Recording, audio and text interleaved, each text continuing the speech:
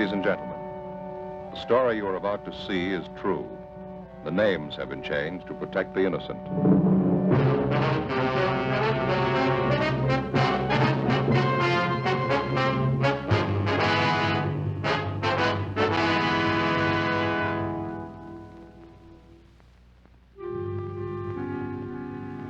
This is the city. 2 million people, almost 1 million kids. The people have tried to plan for them. They've built schools for them to learn in, beaches and parks for them to play in. Most of the kids follow the course as planned.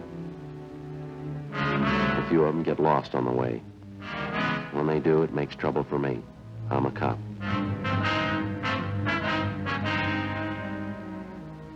It was Thursday, April 10th. We were working the day watch out of Juvenile Division. My partner's Frank Smith. The boss is Captain Stein. My name's Friday. A crime wave had suddenly erupted among the teenagers of the city. We were getting reports of robberies, burglaries, and bodily assault. We didn't know why it was happening, but we had to try and stop it.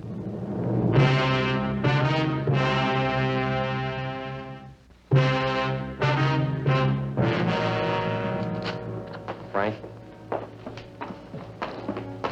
Yeah, Joe. Got a call in West Fremont. Same neighborhood we had trouble Monday night? Yeah, sounds like it might be the same gang, too. Those kids are sure moving fast. Did you leave the note for Simmons? Mm-hmm. All set. What is it this time? Movie theater on West Fremont, small neighborhood house. Mm-hmm. They had a crowd of 15 or 20 kids in there today, mixed group, boys and girls. For no reason at all, they started to tear the place up. They do much damage? Well, we can see when we get there. They told me on the phone, theater manager tried to quiet the kids down. Half a dozen boys piled all over him. One of them pulled a knife. They tore up a couple of seats, moved out into the lobby, smashed mirrors, lamps, beat up one of the ushers. Lousy little punks that give a right arm to know how this thing got started. We never had much trouble from the kids in that neighborhood out there, Joe. Not until this last month. They seem to be going crazy. It's not getting any better. Burglaries, car thefts, wrecking property. Somebody's going to come out on the short end if it keeps up. It's got to happen. Well, maybe it already has, Frank. When they were ripping up that theater lobby today, one kid got hurt. What happened? 14-year-old boy. In the mix-up, he got shoved through a display case, plate glass. Cut up pretty bad. On his eyes. I'm not sure he's going to see again. In police work, the standard law of cause and effect works like it does for everything else. When a crime's committed, there's a cause behind it. There's a reason for it. And when a group of normally well-behaved kids in an average residential neighborhood start running wild, there's got to be a reason for that, too. A month before, a rash of auto thefts, petty stealing, and public disturbances had broken out suddenly in this particular neighborhood. All of the incidents were traced directly to the teenagers in the area. Why the kids had suddenly decided to run wild, we didn't know, but the amount and nature of the violations kept getting more serious. Juveniles who'd previously been picked up for petty thefts and placed on probation were now being brought in on charges of burglary. Auto thefts in the area had jumped 20%. Misconduct and drunk charges against the teenagers, girls and boys alike, increased by the week. We had a fair idea what the root of all the trouble was. So far, we hadn't been able to trace it. 3:07 p.m. We got to the neighborhood movie theater on West Fremont. We went inside. The lobby was a shambles. A new show had just started. The manager of the theater met us in the lobby, a Mr. Clyde Barton. Got the best of me, Sergeant. I don't know what to make of it. Just look at that wreck. You'd think they were a bunch of savages. You have any idea at all what started them off, Mr. Barton? No, no idea in the world. A bunch of them came in about 2 o'clock today. Boys and girls both. They sat in front and watched the picture for a while, and they started getting noisy. Did you recognize the kids? I mean, are they from the neighborhood here? Sure, I know who they are. I say they started to make trouble down front, kicking the back of the seats and yelling around. Usher couldn't do anything with them, so I went down to tell them to quiet down or get out. Well, did any of them in particular seem responsible for the racket? Any ringleader? Not that I noticed, no. I tried to be nice to kids, reason with them. They just wouldn't have it. Must have been almost 24 of them. When they wouldn't behave, I told them to leave. I'd give them their money back. What'd they do? Got real foul-mouthed. 1 or 2 of the girls, too. Some of the language I wouldn't even use at a stag party. Well, I got so mad, I grabbed 2 of the guys by the neck and told them to get out, and that's when it broke loose. What happened exactly? A whole crowd of them jumped out of their seats and piled on me. I fell back down there on the floor, and I started swinging. To tell you the truth, Sergeant, I was scared. I didn't know what to make of them. It seemed like a pack of animals, wild. I happened to hit this one kid. I saw him pull out a knife and come at me. Well, you usually get along pretty well with the neighborhood kids, do you, Mr. Barton? They don't have any grudge against you that you know of? Not that I know of, no. Up until a few weeks ago, everything was fine. I never had a bit of trouble with them. Then all this rowdy stuff began. I tell you, it's got the best of me.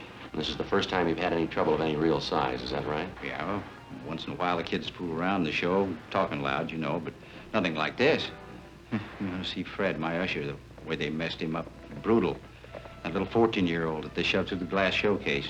Gonna be a real mess if he doesn't pull through. I was going to ask you, sir, about the kids in that crowd you recognized. You happen to know any of their names? Here's a list. 7 names in all. Every one of those kids was in that gang. I can give you a hand tracking down their addresses. Thank you. Something else.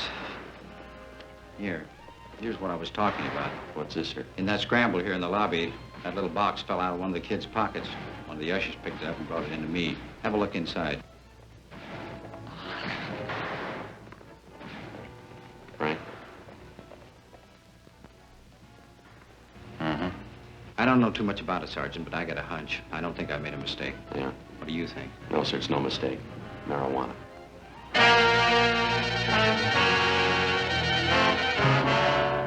We finished interviewing the theater manager, Clyde Barton, and then we talked to the usher, Donald Masters, who recovered the small box containing the marijuana from the floor of the lobby.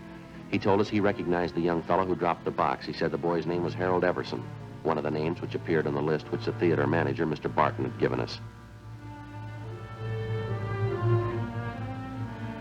7:45 p.m. Frank and I located the Everson boys' home. It was a 2-story frame, colonial-style house in a better-than-average section of the city. The boy's father answered the door, a Harold Everson Sr. We told him what we wanted. We were about to sit down and eat. You have to make routine calls at dinner time? It's not a routine call, Mr. Everson. We'd like to see your son if he's home. Harry, what do you have to see him about? Do you have any idea where your boy spent his time today after school? Well, he said he was going down to the gym, play a little basketball. Then he was going to the library. It's school night. He had studying to do. I think maybe you ought to keep a closer check on your son, sir. That's not the way we get it. Well, what are you getting at? I trust my boy. He said he was going to the gym and then to the library. Got no reason to lie about it. Well, I had a minor riot at a neighborhood movie down in West Fremont today, sir. A gang of high school kids ran wild and wrecked the place. What's that got to do with Harry? Well, a couple of people recognized him among the gang of kids. They say he did his share of wrecking along with the rest of them. Well, it couldn't be. It's a lie. Harry didn't go to the show today. Told me when he got home he even had his books with him. He spent the afternoon at the library. I'd like to have you take a look at this, Mr. Everson. Hmm? This box here, would you recognize that at all? Well, yeah. Same kind of box my stomach pills come in. Got a little acid condition in my stomach. I take these pills for it. What's all this have to do with Harry? Open the box, Mr. Everson. I don't get it. What is this stuff? Someone saw your son drop the box in the lobby of that theater today. The box contains what appears to be marijuana. Well, that's stupid. It couldn't be right. I haven't got that kind of boy. I know it isn't right. Do you mind if we talk to your son? Maybe he can explain it for us. Just a minute. I'll get him down here. Have a chair if you like. Thank you. Sure a nice place, huh, Joe? Yeah, beautiful furniture, isn't it? Nothing like period furniture. Never goes out of date. Be in style 10 years from today. Mm-hmm. We better be sure and tag by Georgia Street Hospital on the way back, see how that kid's doing, the one who was hurt at the show. Oh, yeah. Officers, this is my son, Harry. Hello, Harry. Hello. Hi, Harry. Harry just told me, officers, he doesn't know what this is all about. He was at the library, like I said. Well, sure. I was there till they closed. Somebody made a mistake. I wasn't at the show today. You know Mr. Barton, Harry, the man who runs the theater? Yeah, I know him. Why? He swears you were there today, so does one of the ushers. Who? By the name of Donald Masters. He says he knows you pretty well. I don't know any Donald Masters. We go to the same high school together, son. You're in the same class. I told you I don't know any Donald Masters. What about this, Harry? Huh? Would you recognize this? No, What is it, Harry? What's wrong with you? nothing. I don't know whose it is. It's not mine. Well, it was lost in the lobby of the theater today. Masters says he saw you drop it. He's lying. I hate the kid's guts anyway. He's lying. Thought you said you didn't know him, son. What are you shaking for? What kind of story are you trying to tell? I didn't mean it, Dad. The kid got this stuff for me. I didn't mean to get it. I didn't mean to, Dad. It's beginning to look like I'm the dunce of the family, huh? Take it easy, Mr. Everson. You liar, Harry. The kid got this stuff for me, Dad. It's the truth. I didn't buy it. You want him downtown, officers? Afraid so, Mr. Everson. I'd like to have you come with him. Go get dressed. Go back to your room and get your clothes on. Okay, Dad. I can't believe it. My own boy using marijuana. Can't tell you how I feel. Afraid there's going to be more folks feeling the same way before this is all cleaned up. But it'd be different if Harry didn't have a chance. A good home, good training. Boys had the best I could give him. Yes, sir. It's the last thing in the world I thought could happen. I never even thought about it. I never entered my mind. Yes, sir. Same for my wife. We never even worried about it. Neither one of us. Maybe that's why it happened.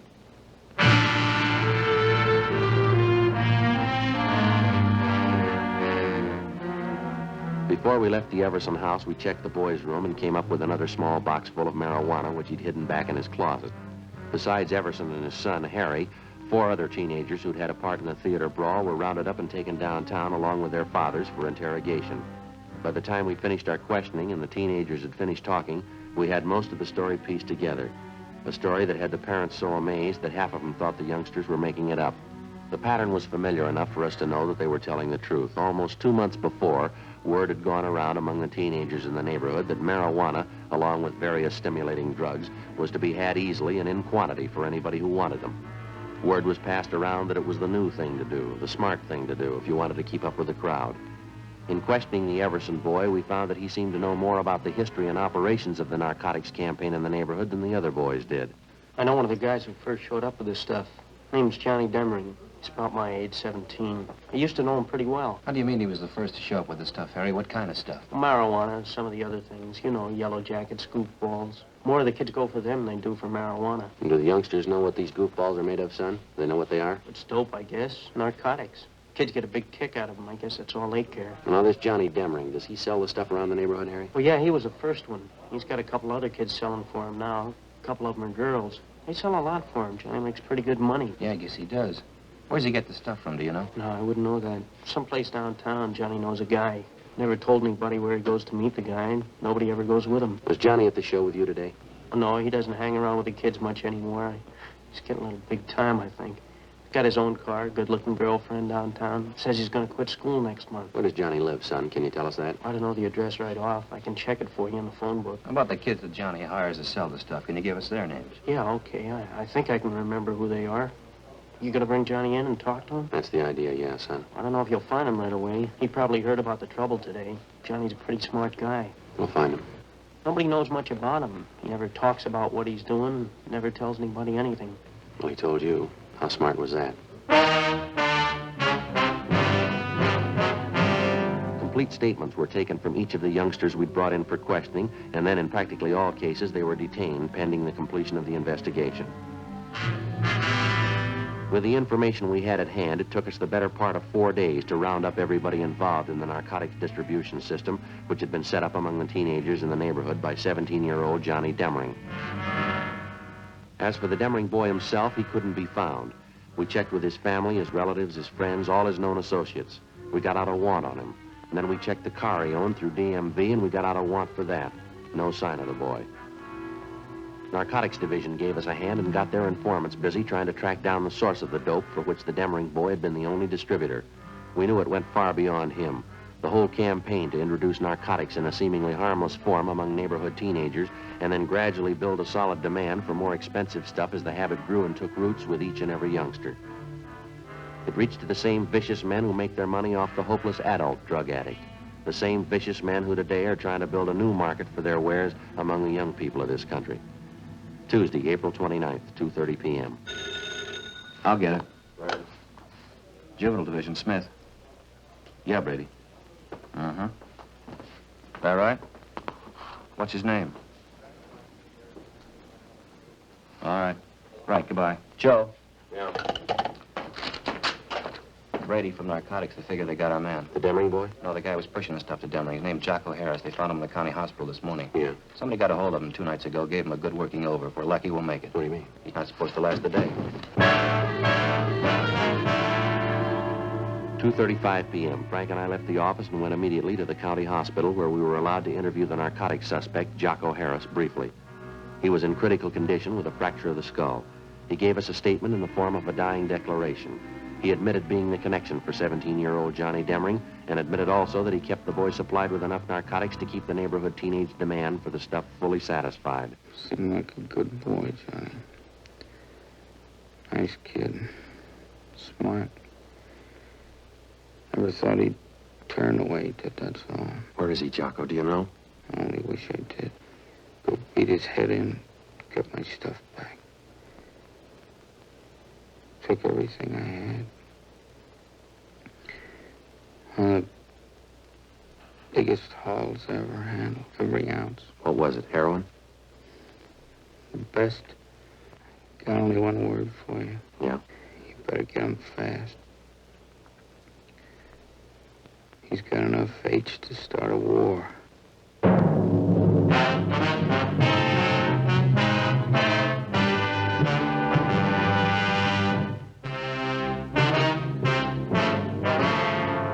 Wednesday, April 30th, 9 a.m. The hunt for 17-year-old Johnny Demring was intensified. To our knowledge, because of the information we'd gained from narcotics peddler Jocko Harris, the teenage youngster had a large store of high-grade heroin, which we knew, because of his inexperience, he was unaccustomed to dealing with. In his hands, the narcotics immediately became a lethal weapon. We knew that Johnny Demring had only one market to deal in, only one type of customer he was acquainted with, the teenager. In previous transactions, we knew the youngsters received only a low-grade type of narcotic, highly diluted. We knew that if Demring succeeded in dispensing the highly concentrated store he had on hand, and the juvenile customers he served tried it on themselves, it would very likely result in death. 11 a.m., Wednesday. Despite all our efforts, Johnny Demring and the store of high-grade narcotics which he'd hijacked from Jocko Harris were still missing. Wednesday, 12 noon, we began rechecking every one of the possible sources that might lead us to the suspect. One of them was the boy's mother, a Mrs. Frances Demring. We talked to her at her work. She was employed as a multigraph operator in the mailing department of a large downtown department store. Not since the last time you talked to me, officer. I haven't heard a word from my boy, nothing at all.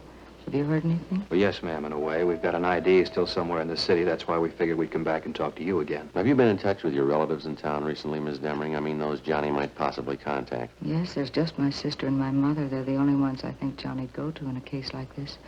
I mean, because he's in trouble and all.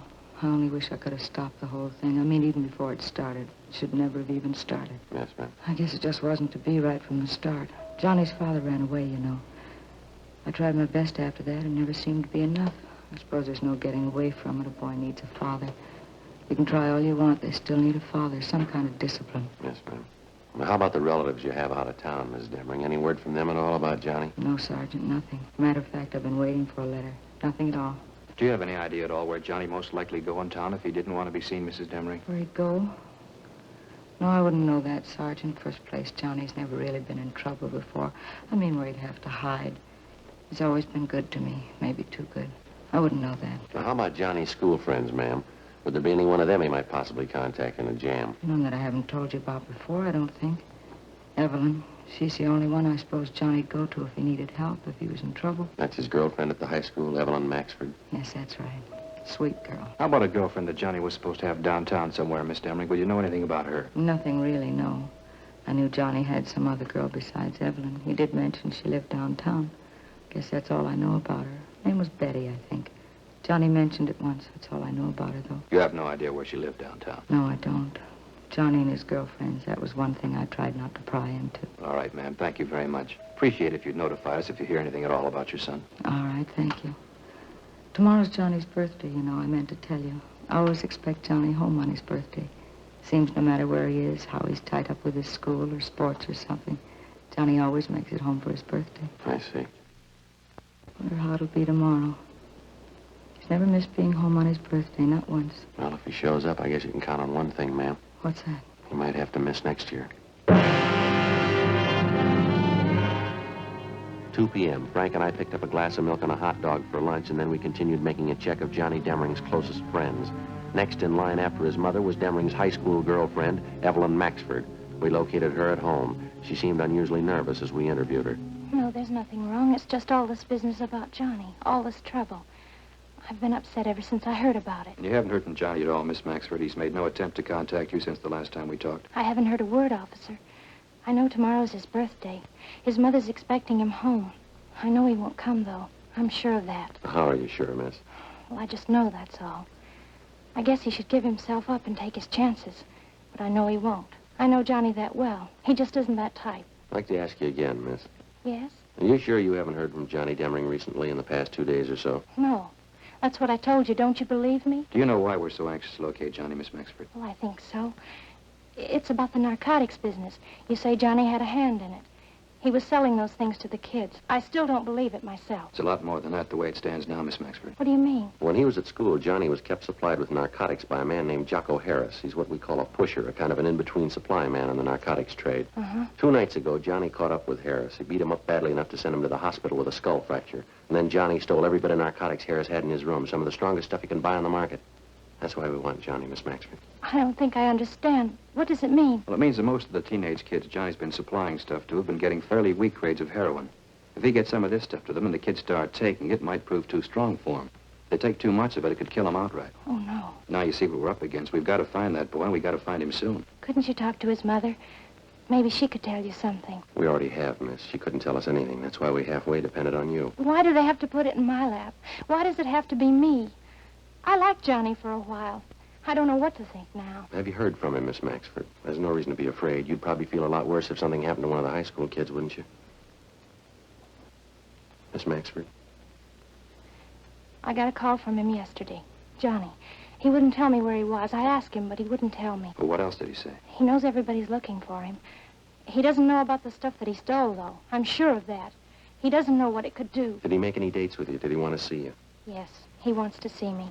He wants me to meet him this evening. Where? He's going to tell me. Excuse me, I'll have to get the phone. Hello? Yes? Oh, but I don't know. I don't really. What? 5:30? All right. Yes. Yes, I'll meet you then. All right. Bye. Sergeant, Yes, ma'am. that was Johnny just then. He wanted to make sure I was going to meet him. When? 5:30 in Lake Park, Which side, miss? the west side. Sergeant, I could hardly understand him. He said he was sick. Ma'am? He sounded sick, too. Terribly sick. It can't be true. Hope to God it's not true. What's that? The narcotics he stole from that man. You say they were powerful? Yes, ma'am, we did. Johnny's been taking them for 2 days.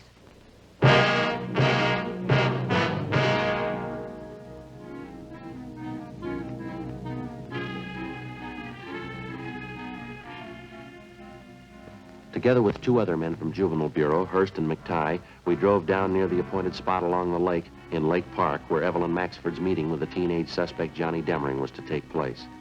We staked out at a reasonable distance and Miss Maxford went ahead to the meeting spot.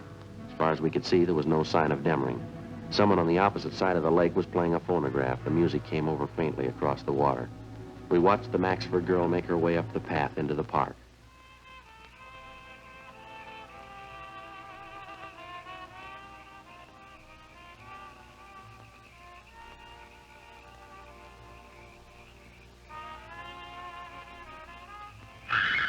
Come on.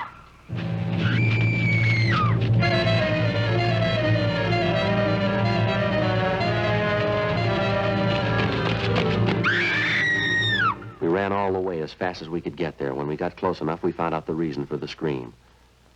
He was lying face up in the water near a clump of trees. He was a good-looking boy, dark hair, good build, handsome. Took only one look and you knew right away he was too young to be dead. You could argue for a week, but you couldn't change it. He was dead. The girl stood over him, her face in her hands, crying. I don't see any marks in the body, do you, Joe? No. Looks like an overdose, doesn't it? Yeah.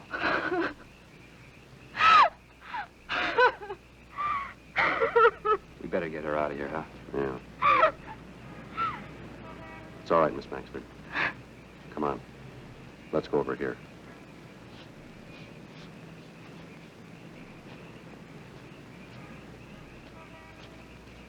We'll have one of the other officers take you home. We can take care of what has to be done here. He was a good boy, Sergeant.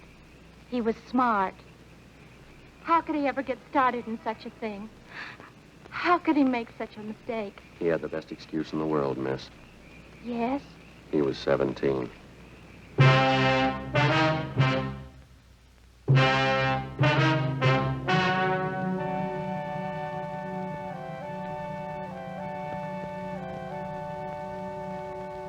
On May 2nd, a coroner's inquest was held at the County Morgue, Hall of Justice, City and County of Los Angeles, State of California. In a moment, the results of that inquest.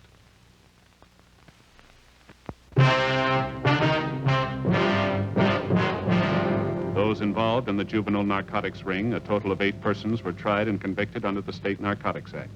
They received sentences as prescribed by law and are now serving their terms in the State Penitentiary, San Quentin, California.